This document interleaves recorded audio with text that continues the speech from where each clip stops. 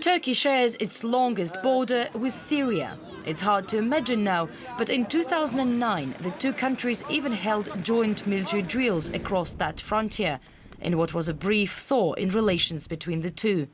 While Kamishli is Syrian and Sabine Turkish, they are so close that it's really only the border that prevents them being a single city. People here joked they could have dinner in Syria and coffee in Turkey just by strolling through the gates you can see behind me. But it's now closed, and the relations between the two neighbors are strained like never before. Changes came after Turkey joined the chorus of fellow NATO states and called for Assad to step down immediately. Diplomatic, political, logistical support for the Syrian opposition has made Turkey one of Syria's key foes.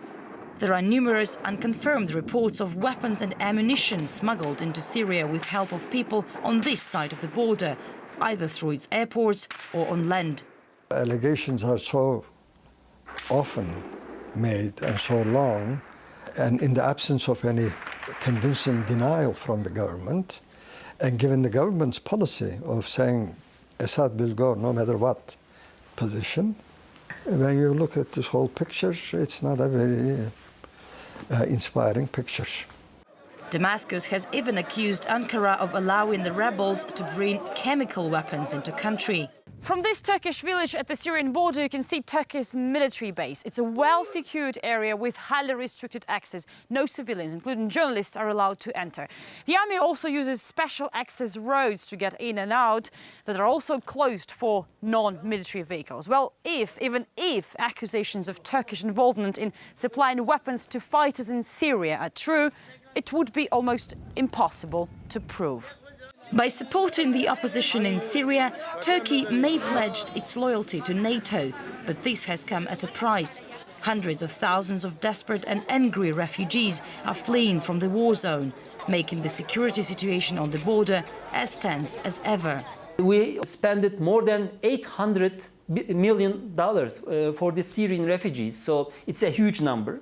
Now they want jobs in those cities, so it is also somehow affecting the social stability in this region. Some say Turkey is being used as a proxy by the Western and Gulf countries, a hostage to power that's forced to pull the chestnuts out of the fire. But there are those who approve of Ankara's actions and think Turkey should take advantage of that situation. If the Syrian regime it will be changing, and I think it has lost its legitimacy and it has lost its political credibility with its own people, then the Syrian people will not blame Turkey of having chosen the dictator in the period when they were suffering. Turkey feels that this region, this close region, Balkans, Caucasus, Central Asia and Middle East, is a priority region, so we should be the power which has influence in all those regions. Echoing this were the two recent reports by Amnesty International and International Crisis Group, global independent movements. The documents reflect the concern by Western and Gulf partners over what they call Turkey's neo-Ottoman imperial aspirations.